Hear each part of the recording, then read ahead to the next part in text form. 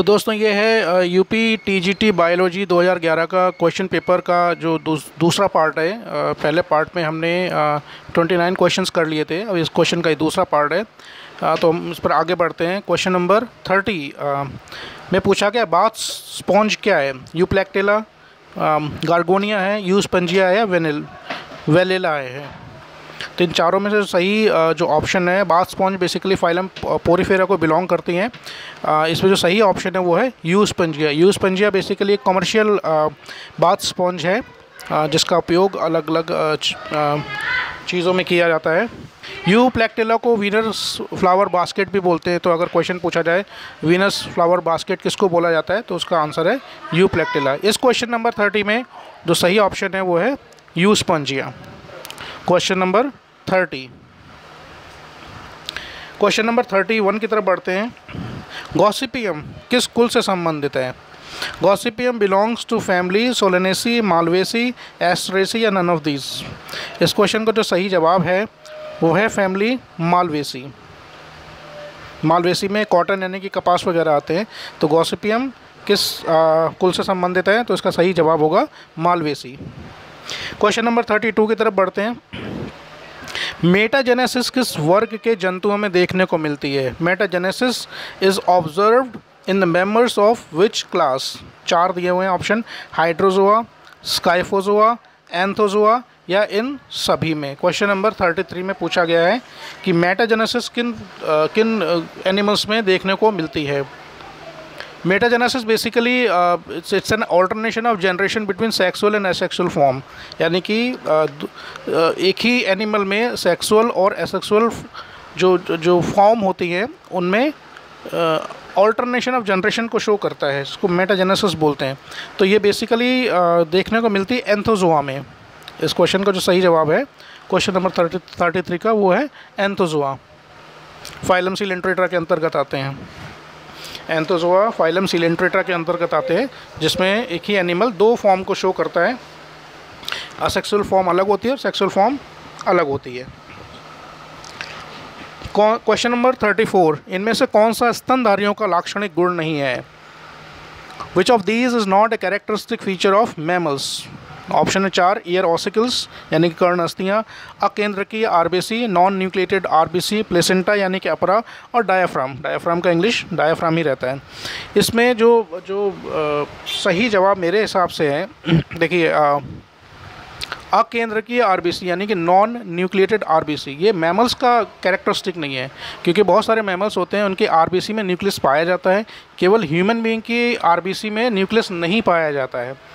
ठीक है, human being की हमारी जो आरबीसी होती है उन सेल्स में न्यूक्लियस नहीं पाया जाता है। बाकी बहुत सारे मैमल्स में, कैमल वगैरह में उनके आरबीसी में न्यूक्लियस पाया जाता है। तो मेरे हिसाब से इस क्वेश्चन का सही जवाब बी होना चाहिए। डायाफ्राम लगभग सभी मैमल्स में पाया जाता है, कर्ण अस्थियाँ भी पाई जाती हैं और अपरा यानी कि प्लेसेंटा भी पाई जाती है।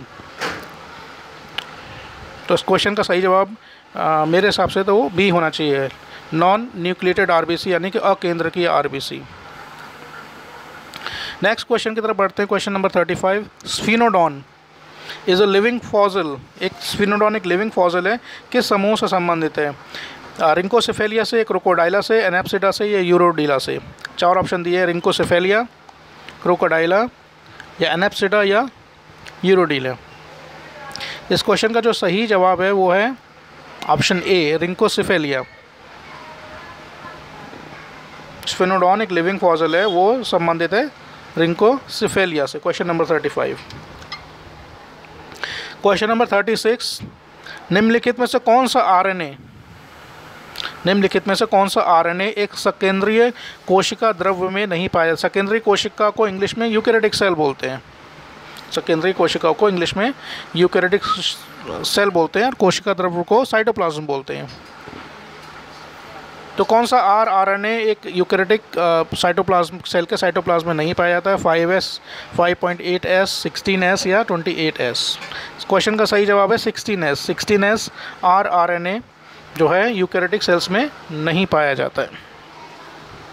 नेक्स्ट क्वेश्चन की तरफ बढ़ते हैं। Question number 37, the types of linkage found in carbohydrates is, carbohydrate में जो मोनोमर्स होते हैं यानी ग्लूकोज के मॉलिक्यूल्स होते हैं आपस में किस बॉन्ड के द्वारा जुड़े होते हैं? पेप्टाइड बॉन्ड होता है, एस्टर बॉन्ड होता है, फॉस्फोडाइएस्टर बॉन्ड होता है या ग्लाइकोसिडिक बॉन्ड होता है? इस क्वेश्चन का सही जवाब है option D, glycosidic bond. Peptide bond protein chain में पाया जाता है, एस्टर बॉन्ड फैटी एसिड्स में पाया जाता है, फॉस्फोडाइएस्टर बॉन्ड शुगर और फॉस्फेट के बीच में पाया जाता है। तो उस हिसाब से इसका जो सही जवाब है कार्बोहाइड्रेट्स में जो बॉन्ड पाया जाता है उसको बोलते हैं ग्लाइकोसिडिक बॉन्ड। अगले क्वेश्चन की तरफ बढ़ते हैं। वायरस यानी कि विषाणु में क्या पाया जाता है? केवल डीएनए या केवल आरएनए, केवल प्रोटीन या फिर प्रोटीन और न्यूक्लिक एसिड? याद रखिए वायरस में प्रोटीन पाया जाता है और न्यूक्लिक एसिड आरएनए भी हो सकता है और डीएनए भी हो सकता है। ठीक है, तो इस क्वेश्चन का जो सही जवाब है कि प्रोटीन और न्यूक्लिक एसिड। देखिए इसमें डीएनए और आरएनए नहीं लिखा हुआ है, केवल न्यूक्लिक एसिड लिखा हुआ है। तो इस क्वेश्चन का सही जवाब है प्रोटीन और न्यूक्लिक एसिड दोनों पाए जाते हैं। न्यूक्लिक एसिड उसके सेंटर में होता है कोर में, और प्रोटीन का उसके ऊपर एक कवरिंग होती है जिसको कैप्सोमियर भी बोलते हैं। तो क्वेश्चन का सही आंसर है ऑप्शन डी। नेक्स्ट क्वेश्चन, निम्नलिखित में से किस वैज्ञानिक ने ओइनोथोरा लैमार्कियाना पर कार्य किया था? Which of these scientists worked on Oenothera lamarckiana? ये बड़ा ही बस एक ऐसा क्वेश्चन है जो कई बार पूछा जाता है, बहुत कॉमन क्वेश्चन है, इसको आप याद रखिए। ओइनोथोरा को बेसिकली इवनिंग प्राइमरोज बोलते हैं, येलो कलर का एक इसमें फ्लावर आता है। तो इस पर जिस साइंटिस्ट ने काम किया था उसका नाम था H.D. Vries, Hugo de Vries, जिन्होंने म्यूटेशन का जो सिद्धांत था उसको दिया था। तो इस क्वेश्चन का सही जवाब है ह्यूगो डी ब्रीज यानी कि H.D. Vries, option number C. Oenothera lamarckiana को इवनिंग प्राइमरोज भी बोलते हैं। क्वेश्चन नंबर 40, अर्धसूत्री विभाजन। अर्धसूत्री विभाजन का मतलब है मियोसिस यानी मियोटिक डिवीजन किन सेल्स में पाया जाता है? सभी कायिक कोशिकाओं में यानी कि सोमेटिक सेल्स में जो हमारी बॉडी में पाई जाती हैं, सभी जनन कोशिकाओं में यानी कि जर्म सेल्स उनमें पाया जाता है, युग्मकों में पाया जाता है, या फिर सभी शुक्राणु यानी कि स्पर्म्स में पाया जाता है? Question number 40। ठीक है, गैमेट्स में पाया जाता है, स्पर्म में, जर्म सेल्स में या सोमेटिक सेल्स में? देखिए सोमेटिक सेल्स में केवल माइटोसिस होता है, मियोसिस नहीं होता है वहाँ पर। तो इसका जो सही जवाब है वो है जितनी भी जर्म सेल्स हैं उसमें मियोसिस पाया जाता है। और मियोसिस में क्रोमोसोम का नंबर रिड्यूस होकर आधा हो जाता है, और एक सेल से उसमें 4 डॉटर सेल्स बनती हैं, और सभी डॉटर सेल्स में क्रोमोसोम का नंबर आधा हो जाता है यानी कि हाफ हो जाता है, इसलिए उसको अर्धसूत्री विभाजन यानी कि मियोसिस भी कहते हैं, रिडक्शन डिवीजन भी साथ में उसको कहते हैं। तो क्वेश्चन किसी भी तरह पूछा जाए तो उसका जवाब होगा ऑप्शन बी। क्वेश्चन नंबर 41, निम्नलिखित में कौन सी कोशिकाएं कभी एस अवस्था में प्रवेश नहीं करती हैं? एस अवस्था यानी कि जो एस स्टेज है सेल साइकिल का जो पूरा एक चक्र बनता है, उसमें बीच में एक एस स्टेज आती है जिसको बोलते हैं सिंथेसिस स्टेज। इसमें बेसिकली डीएनए का सिंथेसिस होता है। सेल डिवीजन से पहले डीएनए का सिंथेसिस होता है जिसमें डीएनए रेप्लिकेट होता है। तो कौन सी सेल्स हैं जो कभी एस अवस्था में प्रवेश नहीं करती हैं? मनुष्य की तंत्रिका कोशिकाएं यानी कि nerve cells, epithelial cells, stem cells, या इनमें से कोई नहीं?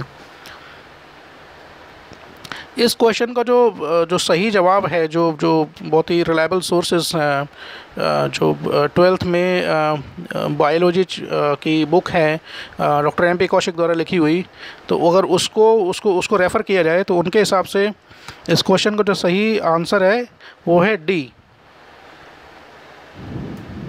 फिर भी अगर इस क्वेश्चन के आंसर के बारे में आपका कोई अलग राय है तो उस राय को आप ज़रूर मेरे सामने रखिए। जो सोर्सेज हैं वो मैं आपको कोट कर रहा हूँ। डॉक्टर एम पी कौशिक की जो बॉटनी है 12th क्लास में चलती है, उसको अगर रेफ़र करें तो उसके हिसाब से इस क्वेश्चन का आंसर डी बनता है। क्वेश्चन नंबर 42, माइकोप्लाज्मा किस जगत से संबंधित है? माइकोप्लाज्मा बेसिकली प्रोकैरियोटिक सेल्स होती हैं जो कि सबसे छोटे लिविंग ऑर्गेनिज्म माने गए हैं। बैक्टीरिया से भी छोटे हैं ये, सबसे छोटे अगर पूछा जाए तो स्मॉलेस्ट लिविंग ऑर्गेनिज्म आर, और उसमें अगर ऑप्शन में माइकोप्लाज्मा है दिया हुआ है तो माइकोप्लाज्मा को चूज़ कर सकते हैं एज योर आंसर। चार ऑप्शन है, मोनेरा, प्रोटिस्टा, कवक या प्लांटी। तो अगर हम RH विटकर का क्लासिफिकेशन पढ़ें, 5 किंगडम क्लासिफिकेशन, तो जो सबसे सिंपलेस्ट ऑर्गेनिज्म है, खासकर जो प्रोकैरियोटिक हैं, उन सभी को मोनेरा में रखा गया है, किंगडम मोनेरा में रखा गया है। सभी प्रोकैरियोटिक सेल्स जो कि यूनिसेलुलर हैं, बैक्टीरिया भी इसी ग्रुप में रखे गए हैं। तो माइकोप्लाज्मा, बैक्टीरिया, इन सभी को किंगडम मोनेरा में रखा गया है। नेक्स्ट क्वेश्चन की तरफ बढ़ते हैं। कोनिडिया द्वारा अलैंगिक जनन, अलैंगिक जनन को बोलते हैं असेक्सुअल रिप्रोडक्शन। किन में असेक्सुअल रिप्रोडक्शन कोनिडिया द्वारा होता है? ऑप्शन है ईस्ट, क्लेमाइडोमोनास, पेनिसिलियम या ऑल ऑफ दीज। जो असेक्सुअल रिप्रोडक्शन कोनिडिया द्वारा होता है वो होता है पेनिसिलियम में। पेनिसिलियम में जो असेक्सुअल रिप्रोडक्शन होता है वो होता है कोनिडिया द्वारा। ईस्ट में बर्डिंग द्वारा होता है।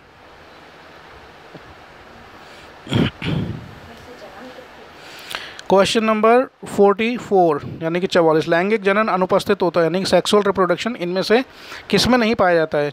ये सारी जो क्लास दी गई हैं ये सारे के सारे फंजाई हैं, एस्कोमाइसिटीज़, बेसिडियोमाइसिटीज़, ड्यूटेरियोमाइसिटीज़ या बाकी सभी फंजाई में। इसका सही जवाब इसको याद कर लीजिए, ड्यूटेरियोमाइसिटीज़। ड्यूटेरियोमाइसिटीज़ वो क्लास है, उनमें उन सारी फंगस को रखा गया है जिनकी सेक्सुअल रिप्रोडक्शन के बारे में हमें जानकारी नहीं है, उनमें होता है अथवा नहीं होता है। तो उस आधार पर उन सभी फंगस को जिनके सेक्सुअल रिप्रोडक्शन के बारे में हमारे पास जानकारी नहीं है, उन सभी को ड्यूटेरियोमाइसिटीज़ में रखा गया है। तो उसके हिसाब से इस क्वेश्चन का सही आंसर है ऑप्शन सी।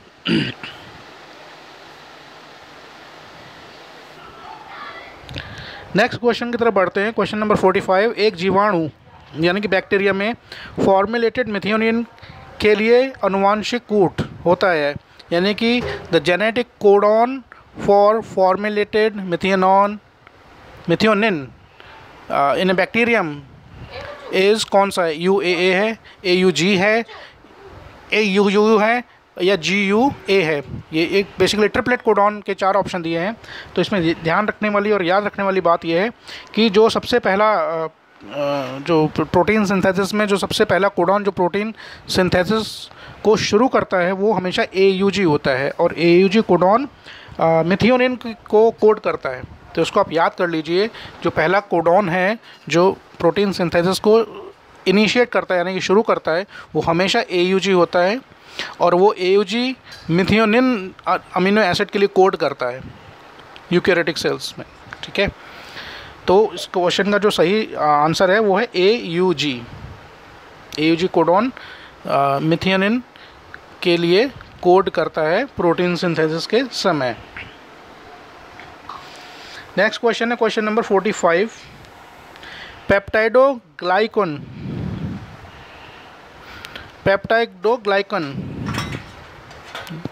इज प्रेजेंट इनमें से किस में पाया जाता है? माइकोप्लाज्मा की सेल वॉल में, फंजाई यानी कि फंगस की सेल वॉल में, cell wall of many bacteria की सेल वॉल में पाया जाता है, या प्लांट्स की सेल वॉल में पाया जाता है। ठीक है, तो ये इस क्वेश्चन का सही जवाब, इसको भी याद कर लीजिए। पेप्टाइडोग्लाइकन बेसिकली जो है बैक्टीरिया की सेल वॉल में पाया जाता है, और वो उनका एक यूनिक कैरेक्टरिस्टिक भी है ये। ठीक है, जिसको म्यूरिन भी बोलते हैं। तो म्यूरिन पूछा जाए या पेप्टाइडोग्लाइकन पूछा जाए कहाँ उपस्थित होता है, तो ये बेसिकली बैक्टीरिया की सेल वॉल में प्रेजेंट होता है। क्वेश्चन नंबर 47, अचक्रीय प्रकाश में अभिक्रिया यानी कि फोटोफॉस्फोराइलेशन में इलेक्ट्रॉन ग्राही कौन सा होता है? The electron acceptor in a non cyclic photophosphorylation में इलेक्ट्रॉन को कौन एक्सेप्ट करता है? जो नॉन साइक्लिक फॉस्फोराइलेशन की जो प्रक्रिया है जिसमें फोटो सिस्टम सेकेंड और फोटो सिस्टम फर्स्ट दोनों इन्वॉल्व होते हैं, उसमें इलेक्ट्रॉन एक्सेप्ट कौन करता है? ATP या NADP या FAD या H2O? इस क्वेश्चन का सही आंसर है FAD। इस क्वेश्चन का सही आंसर है FAD।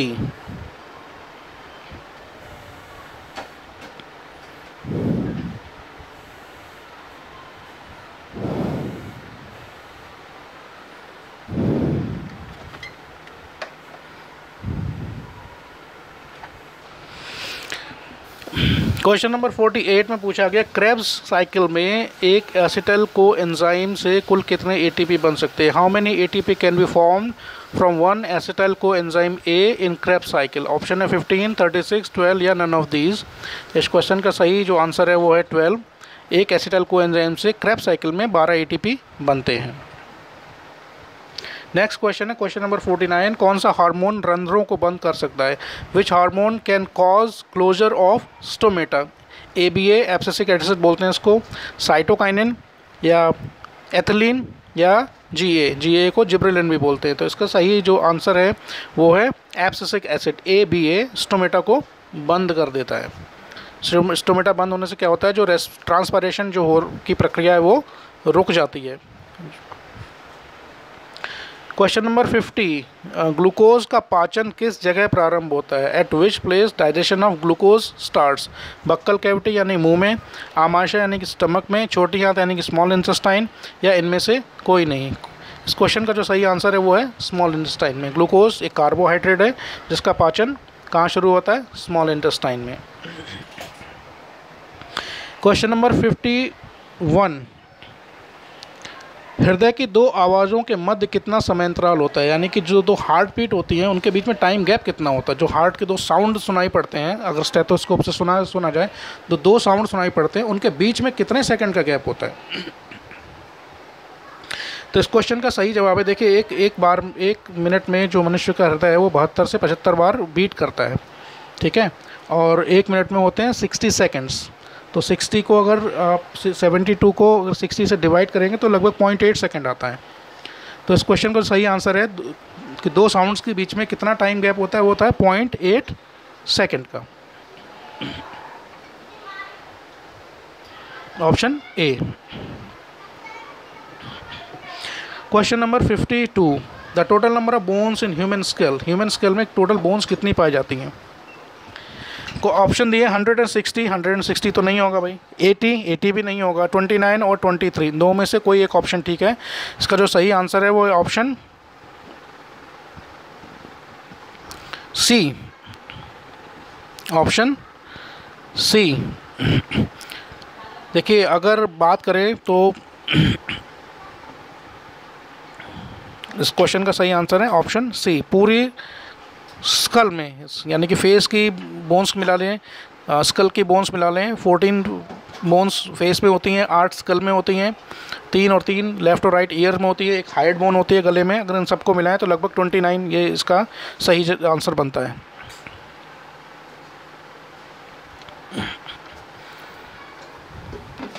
तो 160, 80, 29 या 23, तो ऑप्शन इसका जो सही बनता है वो है 29।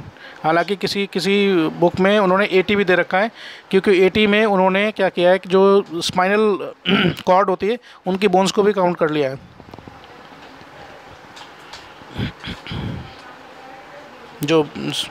जो वर्टिब्रल बोन्स होती हैं उनको भी उन्होंने काउंट कर लिया है, हालांकि वो स्कल का पार्ट नहीं है।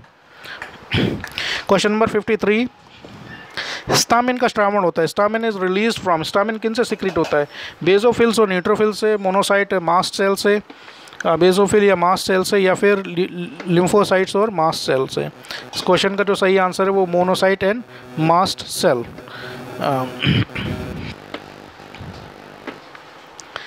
Question number 54, the function of yellow bone marrow is. पीत अस्थि मज्जा का क्या काम है भाई। आरबीसी का निर्माण, formation of RBC, formation of blood cells यानी रक्त कोशिकाओं का निर्माण, ग्लाइकोजन का स्टोरेज यानी कि संचय, या स्टोरेज ऑफ फैट। इनमें से क्या करते हैं। येलो बोन मैरो में बेसिकली आरबीसी का फॉर्मेशन होता है। आरबीसी का फॉर्मेशन येलो बोन मैरो में होता है, तो ऑप्शन ए ठीक है। क्वेश्चन नंबर 55, त्वचा की एपिडर्मिस में सबसे आंतरिक सतह है, the inner most layer of skin epidermis कौन सी है। स्ट्रेटम कॉर्नियम है, स्ट्रेटम मेलपिगी है, या स्ट्रेटम स्पाइनोसम है, या स्ट्रेटम ल्यूसिडम है। चार जो ऑप्शन दिए गए हैं, इस क्वेश्चन का जो सही आंसर है वो है स्ट्रेटम मेलपिगी। इसमें मेलपीजी लिखा है लेकिन इंग्लिश में GHI है, तो उसको लास्ट में तो मेलपिगी पढ़ेंगे। सबसे अंदर की लेयर है, और सबसे बाहर की लेयर पूछा जाए तो वो है स्ट्रेटम कॉर्नियम। अगर पूछा जाए त्वचा की एपिडर्मिस की सबसे बाहरी लेयर कौन सी है, तो वह है स्ट्रेटम कॉर्नियम। सबसे अंदर की कौन सी है, स्ट्रेटम मेलपी की। ठीक है। क्वेश्चन 56, टॉर्नेरिया किसका लार्वा है? ये पहले भी क्वेश्चन पूछा गया था 2013 में, फिर से क्वेश्चन रिपीट हुआ है। इसका जवाब है बेलेनोग्लोसिस। टॉर्नेरिया किसका लार्वा है? बेलेनोग्लोसिस का। 57, प्रोटोजोआ का एक वर्ग जिसमें केवल आंतरिक परजीवी यानी कि इनर जो एंडोपैरासाइट जिनको बोलते हैं, वो प्रोटोजोआ के किस क्लास में आते हैं? सार्कोडेना है, फ्लैजिलेटा है, स्पोरोजोआ या कोई नहीं? तो इसका सही जवाब है स्पोरोजोआ।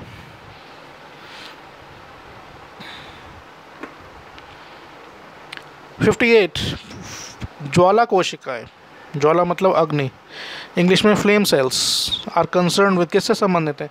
श्वसन यानी कि रेस्पिरेशन, गमन यानी कि लोकोमोशन, उत्सर्जन यानी कि एक्सक्रीशन, और जनन क्या मतलब रिप्रोडक्शन से। फ्लेम सेल्स बेसिकली एक्सक्रीशन यानी कि उत्सर्जन से संबंधित हैं।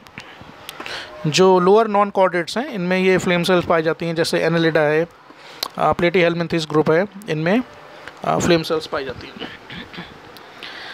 59, लैंगिक दुरूपता यानी कि sexual dimorphism is clearly seen किसमें स्पष्ट रूप से दिखाई पड़ती है? केचुआ में, जॉक में, एस्केरिस में या टीनिया में? इसका मतलब ये है कि इसमें सेक्सुअल डायमॉर्फिज्म का मतलब है कि मेल और फीमेल दोनों स्पष्ट रूप से अलग अलग मॉर्फोलॉजिकली, उनको बाहर से देखने पर भी हम उनको पहचान सकते हैं कि ये मेल है और ये फीमेल है। तो ये किस में पाया जाता है? अर्थवॉर्म में, लीच में, एस्केरिस में या टीनिया में? तो एस्केरिस में पाया जाता है। नर और मादा भिन्न होते हैं एक दूसरे से, तो उनको देखकर पहचाना जा सकता है कि ये मेल है और ये फीमेल है। अर्थवॉर्म हर्मैफ्रोडाइट है, लीच हर्मैफ्रोडाइट है। 60, पेरिपेटस एक संयोजन कड़ी किनके मध्य है?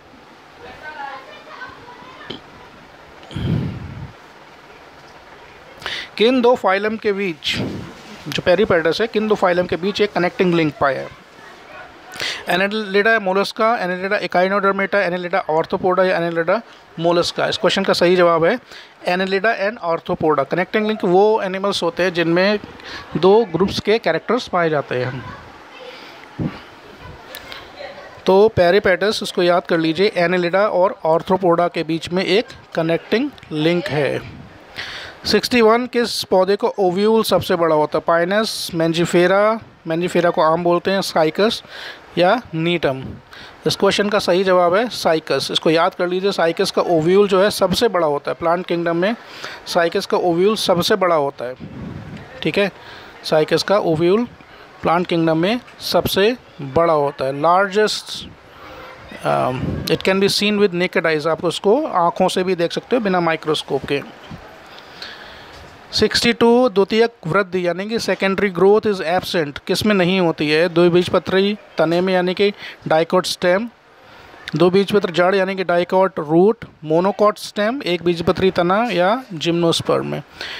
जो सेकेंडरी ग्रोथ होती है वो मोनोकोट स्टेम में नहीं पाई जाती है। मोनोकोट स्टेम में जो सेकेंडरी ग्रोथ है वो नहीं पाई जाती है।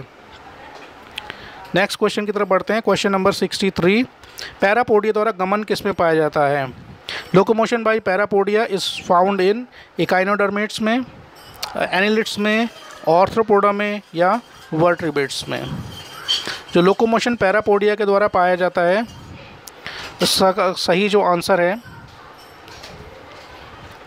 एनेलिडा। फाइलम एनेलिडा के जंतुओं में जो लोकोमोशन है वो पैरापोडिया के द्वारा होता है।